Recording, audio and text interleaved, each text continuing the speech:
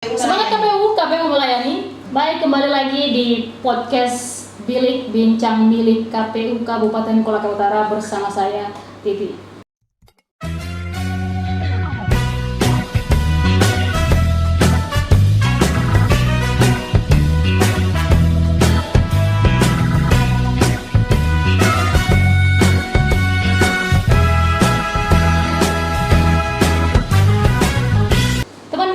Bertanya-tanya kenapa hostnya di podcast Bilik Bincang Milik KPU Kabupaten Kolaka Utara ini berbeda lagi. Memang betul, sebab di podcast KPU Kabupaten Kolaka Utara ini bukan hanya sekedar mendiseminasi informasi terkait pemilu dan kepemiluan, tetapi di podcast ini KPU Kabupaten Kolaka Utara menjadikan sarana atau wadah untuk sebagai pengembangan SDM khususnya di internal KPU Kabupaten Kolaka Utara. Nah, berbicara tentang pengembangan sumber daya manusia, hari ini saya tidak sendiri tentunya. Saya ditemani oleh salah seorang komisioner KPU Kabupaten Kolaka Utara yang membidangi sosialisasi, pendidikan pemilih, partisipasi masyarakat, dan sumber daya manusia. Beliau adalah Bapak Aristo SH. Assalamualaikum warahmatullahi wabarakatuh, Pak. Waalaikumsalam warahmatullahi wabarakatuh. Apa kabar? Alhamdulillah, baik. Masyarakat Kolaka Utara mungkin sudah banyak yang mengenal Bapak ya. Tetapi teman pemilih di luar sana bukan hanya bukan hanya masyarakat Kolaka Utara, bisa saja mungkin di luar dari Kabupaten Kolaka Utara. Mungkin ada baiknya Bapak memperkenalkan diri dulu deh ke teman pemilih. Baik, terima kasih Bu Titi. Nama saya Aristo, sarjana hukum di KPU sebagai koordinator divisi sosialisasi pendidikan pemilih, partisipasi masyarakat, dan sumber daya manusia. Jadi saya menjadi salah satu anggota KPU Kolaka Utara itu sejak tahun 2018 sampai hari ini. Kalau saya melihat dari divisi yang Bapak pegang ini, ada sosialisasi, partisipasi pemilih, kemudian ada pendidikan pemilih, Pak ya, pendidikan pemilih, partisipasi masyarakat, dan SDM. Kalau saya lihat itu kayak banyak ini ruang geraknya. Peran Bapak di situ apa, Pak? Ya, jadi sesuai dengan tupoksi kami, kewajiban sebagai anggota KPU khususnya sebagai koordinator divisi Sosdikli, Parmas, dan SDM. Jadi di sini memang salah satunya yang menjadi fokus kami adalah melakukan sosialisasi, baik itu di saat sebelum tahapan pemilu dan pemilihan berjalan, juga di saat tahapan itu sedang berjalan. Nah, jadi sosialisasi ini sangat penting untuk terus dilakukan karena tentunya kita terus berharap dari waktu ke waktu, dari pemilu ke pemilu, tingkat partisipasi masyarakat itu kita berharap itu selalu mengalami peningkatan. Jadi itulah kemudian yang menjadikan sosialisasi ini begitu penting dan terus harus digalakkan, karena dengan tingginya partisipasi pemilu itu juga bisa menjadi indikator bahwa pelaksanaan pemilu itu sudah sukses.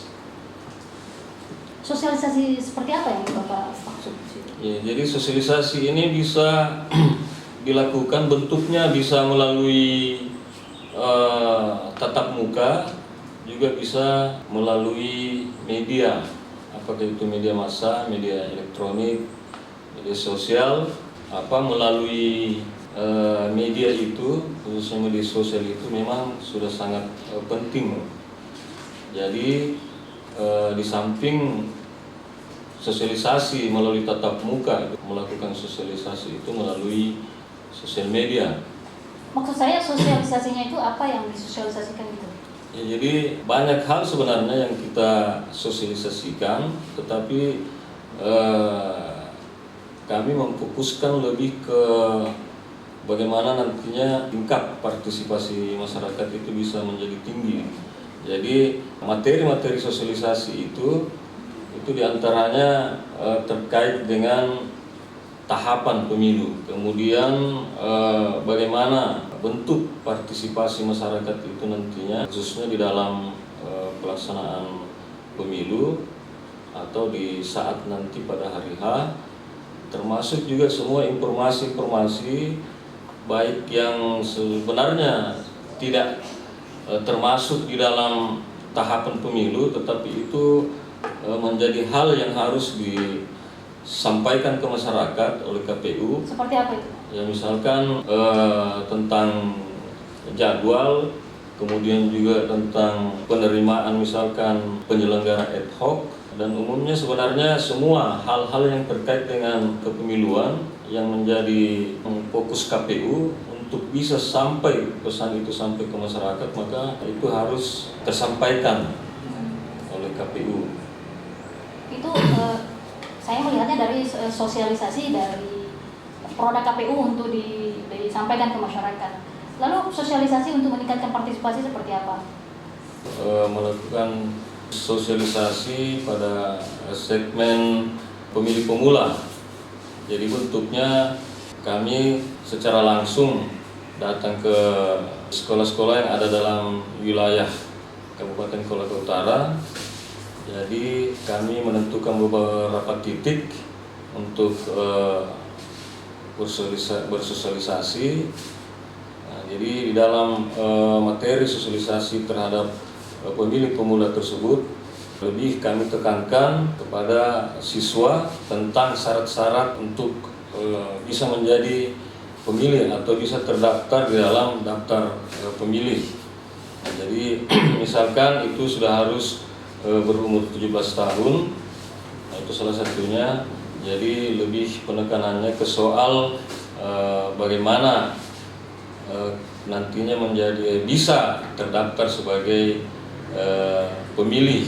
Nah, lalu kemudian misalkan juga sosialisasi tatap muka itu dilakukan dengan berkunjung ke rumah-rumah. Nah, ini biasanya kami lakukan terhadap pemilih-pemilih disabilitas. Nah, jadi secara langsung kami mendatangi warga yang termasuk yang mengalami disabilitas. Di sana kami lalu memberikan pemahaman kepada mereka, khususnya bagaimana nantinya menyalurkan hak pilihnya di saat pelaksanaan pemungutan suara. Nah, jadi seperti itu Bu Titi terkait dengan beberapa bentuk sosialisasi yang sudah dan akan kami lakukan di hari-hari mendatang. Menarik ini Pak. Ada sosialisasi ke pemilih disabilitas. Dalam menjalankan sosialisasi ke pemilih disabilitas ini ada kendala nggak selama melakukan sosialisasi? Jadi pada dasarnya sebenarnya tidak ada kendala berarti yang kami temui di dalam bersosialisasi terhadap kelompok disabilitas ini. Cuman biasanya kendalanya, tapi ini tidak terlalu berarti, itu terkait dengan komunikasi kami dengan mereka.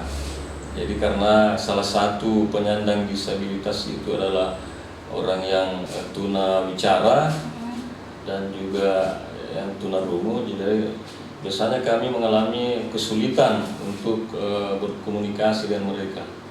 Nah, tapi untungnya biasanya ketika kami berkunjung ke rumah mereka, nah itu biasanya keluarganya mendampingi. Oh gitu. Jadi ketika kami berkomunikasi itu alhamdulillah tidak mengalami kendala.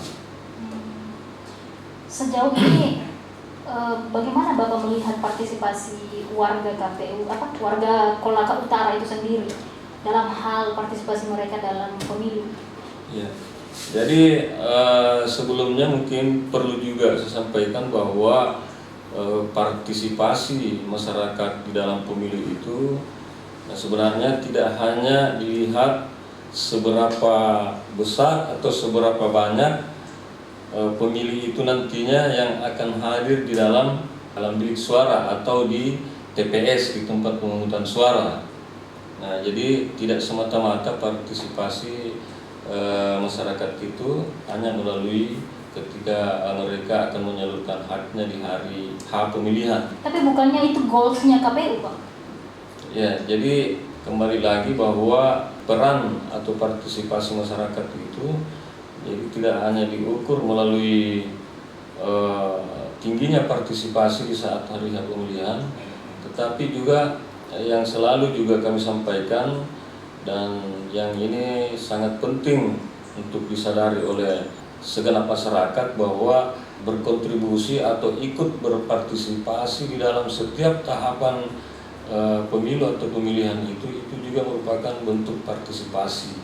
Seperti apa itu Pak misalnya? Nah, misalkan dengan menjadi penyelenggara ad hoc misalkan, lalu kemudian ikut mengawasi jalannya tahapan sampai juga pada saat pelaksanaan di pemungutan suara.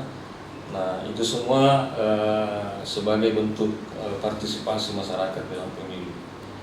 Mungkin teman pemilih juga masih bingung nih, partisipasi itu apa sih sebenarnya Pak? Kata partisipasi orang mungkin berpikir ikut berpartisipasi, tapi dalam hal kepemiluan ini partisipasi itu seperti apa Pak?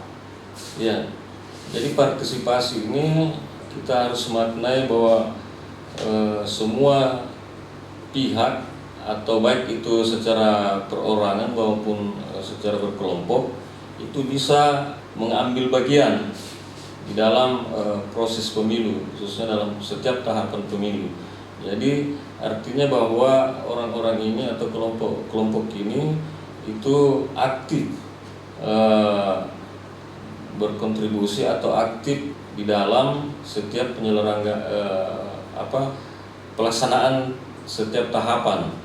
Jadi misalkan di dalam tahapan kampanye misalkan, nah itu masyarakat bisa datang secara langsung untuk mendengarkan visi misi dari calon-calon, kemudian juga bentuk partisipasi atau yang disampaikan itu bahwa partisipasi itu sesungguhnya seperti apa.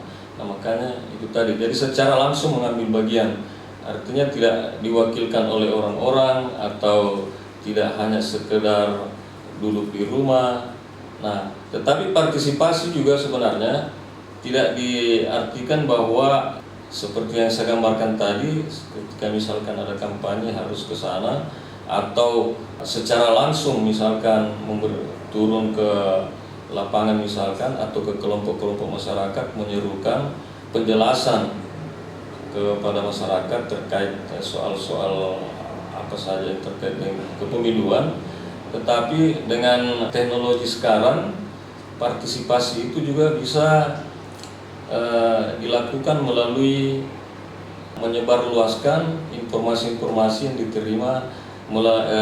yang diterima dari akun-akun media sosial KPU. Tapi yang perlu digarisbawahi, jangan salah paham teman pemilih ya, bukan yang menyebarluaskan informasi hoax Pak ya. Iya. Nah, itu yang perlu digarisbawahi. Dan juga mungkin partisipasi yang Bapak maksud bukan berpartisipasi ikut membuat brutal di TPS Pak ya, tetapi lebih kepada bagaimana mengikuti tahapan dengan aturan yang baik menjadi pemilih. Benar begitu Pak? Ya, saya kira itu benar Ibu Titi. Jadi yang saya maksud tadi menyebarluaskan itu memang bukan termasuk di dalamnya adalah menyebarkan berita-berita bohong atau berita-berita yang tidak bisa dipertanggungjawabkan, atau istilah yang lebih dikenal sekarang itu namanya hoax.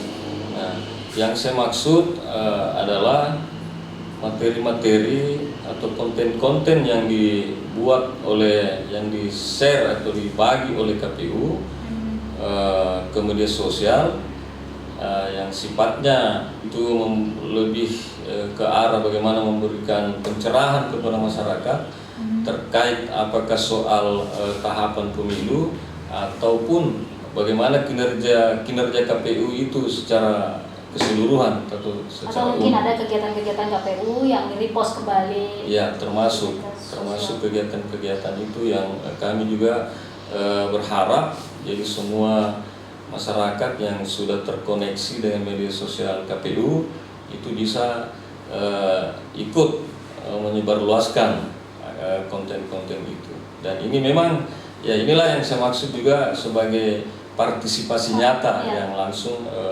keterlibatannya di dalam proses di dalam pemilihan umum.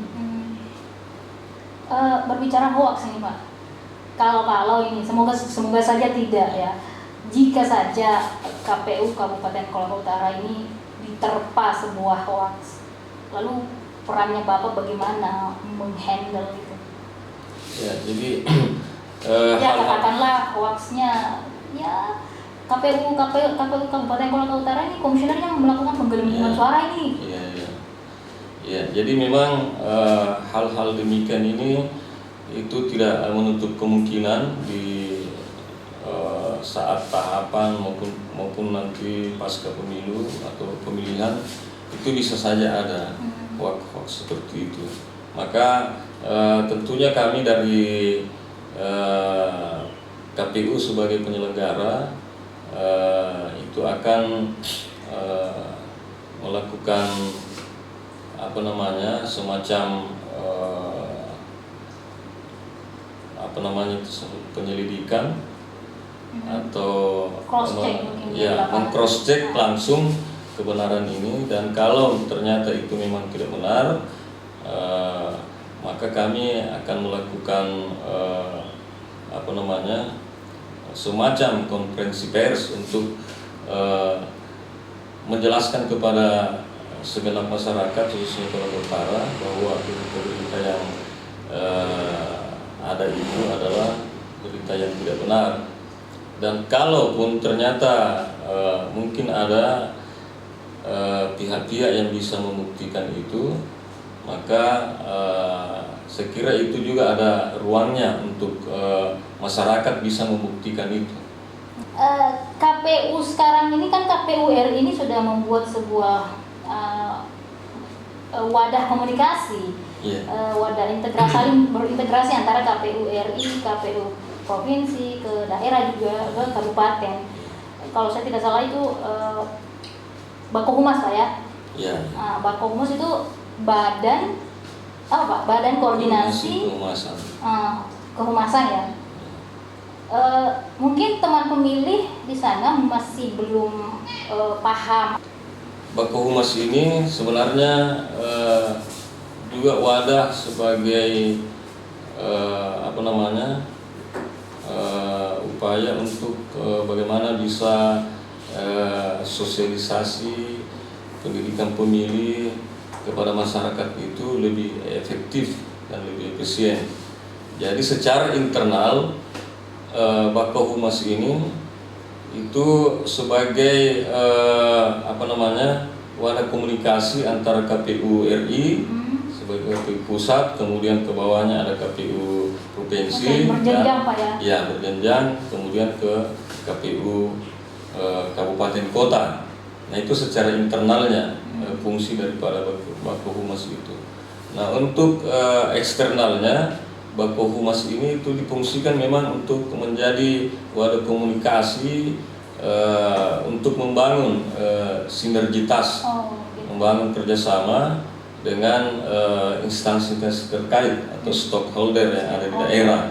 Nah, kita juga di Kolaka Utara telah membentuk wadah ini, dan kita sudah sosialisasikan juga dalam beberapa pertemuan dengan beberapa pihak stakeholder, kemudian untuk mengefektifkan komunikasi antara KPU dengan pihak-pihak tadi, maka kami awali dengan pembentukan grup WhatsApp. Nah, jadi sudah beberapa kali juga kegiatan-kegiatan KPU atau ada informasi yang perlu disampaikan oleh KPU, itu KPU bagi atau share melalui WA tadi. Jadi di sana ada beberapa instansi pemerintah, nah, termasuk juga instansi vertikal yang sudah di dalam. Nah, ada pengawas pemilu. Jadi di grup itu ada. Saya mewakili teman pemilih Pak, bertanya. Ya. Stakeholder di Bakohumas itu siapa-siapa saja Pak? Instansi Bakohumas KPU Kabupaten Kolaka Utara Pak ya, yang saya maksud ini. Stakeholdernya siapa-siapa saja, biar teman pemilih juga tahu. Iya. Jadi maksudnya yang di internal atau stakeholder yang saya maksud tadi yang kerjasama dengan KPU. Iya. Ya, jadi termasuk di dalamnya instansi pemerintah, misalkan dari Dinas Capil. Dinas Kependudukan dan Catatan Sipil. Nah, ini kan dinas ini sangat berkaitan dengan KPU, khususnya terkait masalah data, pendataan. Lalu di sana juga ada Dinas Pendidikan Nasional, dan ada beberapa instansi terkait lagi yang lainnya. Kalau untuk instansi vertikal itu di sana juga sudah ada pengadilan negeri di situ, terus ada dari kejaksaannya kalau tidak salah. Jadi memang sudah ada beberapa stakeholder yang tergabung di dalam grup WhatsApp tersebut. Apa sih strategi dari Bakohumas itu sendiri, Pak? Ya, jadi strateginya ya bagaimana setiap informasi atau setiap kegiatan yang dilaksanakan oleh KPU, dan ini tidak terbatas hanya di KPU daerah. Misalkan KPU Kabupaten Kolaka Utara, dia mengekspos atau membagi berita itu, nah hanya sebatas kegiatan yang dilaksanakan oleh KPU Kolaka Utara, tetapi semua kegiatan baik itu yang dilakukan oleh KPU RI, KPU provinsi, sampai KPU daerah di kabupaten kota, itu juga menjadi materi Bakohumas di daerah di Kabupaten Kolaka Utara khususnya untuk dibagikan di dalam grup WhatsApp itu. Nah, satu hal Ibu Tuti yang kami sangat berharap kepada semua pihak yang sudah ada di dalam grup itu.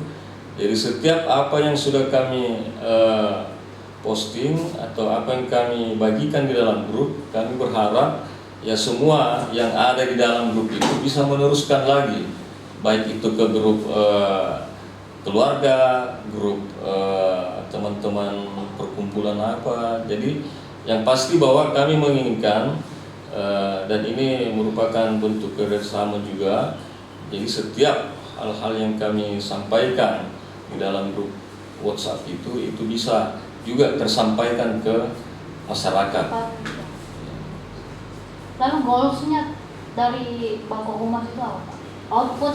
Outputnya lah. Ya, jadi outputnya yaitu semua pesan-pesan yang sebelumnya mungkin sangat terbatas disampaikan oleh KPU, kemudian bisa menjadi tersampaikan ke masyarakat melalui Bakohumas. Jadi bukan sekedar berbicara validitas, tetapi juga berbicara di era digital saat ini cepat. Semua informasi bisa diterima dengan cepat dan valid gitu. Benar itu. Jadi kehadiran Bakohumas ini sebenarnya juga tidak bisa dipisahkan dari bagaimana hari ini artinya dikatakan sebagai zaman digital.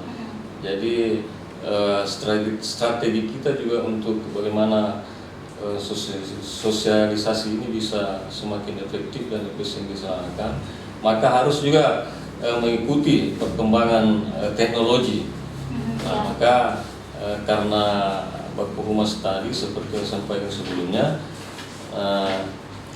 yang sebelum-sebelumnya sebelum ada Bakohumas, penyampaiannya mungkin hanya melalui media cetak, terkadang hanya melalui itu. Nah, sekarang dengan perkembangan teknologi, maka semua kita bisa manfaatkan untuk itu. Karena semua orang mungkin sudah memiliki HP semua, Android, dan itu sudah di era digital saat ini semua orang-orang menggunakan HP Android. Jadi mereka bisa mendapatkan informasi meskipun tidak keluar dari rumah, tapi informasi mereka bisa baca dari HP-nya. Itulah hebatnya digital saat ini, Pak ya. Terakhir Pak, apa sih pesan Bapak kepada halayak Kabupaten Kolaka Utara untuk meningkatkan partisipasi mungkin? Baik, jadi pesan saya atau pesan kami dari KPU Kolaka Utara untuk segenap warga Kolaka Utara, Yang pertama, bahwa mari terus mengaktifkan diri untuk selalu berpartisipasi di dalam setiap pelaksanaan pemilihan atau pemilihan umum dengan cara-cara atau dengan bentuk-bentuk yang seperti yang sudah sampaikan di awal tadi. Yang kedua, kami berharap juga kepada segenap warga Kolaka Utara, setiap berita yang apalagi di zaman digital sekarang itu semakin banyak berita yang sumbernya sebenarnya itu tidak ditahu secara pasti, maka kami mohon apalagi yang hal-hal yang memang yang terkait dengan pelaksanaan pemilu atau penyelenggaraan pemilu dan pemilihan untuk tidak serta-merta mempercayai apalagi kemudian menyebarluaskan berita yang masuk ke dalam berita yang diterima. Nah, jadi hal-hal demikian justru nantinya bisa menghambat pelaksanaan tahapan. Jadi kami berharap semua bisa memfilter berita itu, mencermati dulu dengan baik, kemudian memastikan apakah ini benar apa tidak. Nah, kalau itu tidak benar, kami berharap jangan disebarluaskan. Kalaupun misalkan ingin kalau hal itu terkait dengan KPU, kami sangat berharap Bapak Ibu sekalian bisa secara langsung hadir ke kantor KPU Kolaka Utara atau bisa melalui kami sebagai anggota KPU secara langsung, baik itu di rumah kediaman maupun di kantor atau melalui handphone bisa, untuk kemudian nanti kami bisa mengklarifikasi setiap berita yang terkait dengan pelaksanaan pemilu khususnya nantinya. Teman pemilih, tantangan terbesar di era seperti saat ini, di mana pusaran informasi yang begitu masif, kita harus mampu menjawab segala persoalan-persoalan tentang KPU, baik itu hoaks dan sebagainya. Kenapa? Karena KPU merupakan salah satu lembaga badan publik.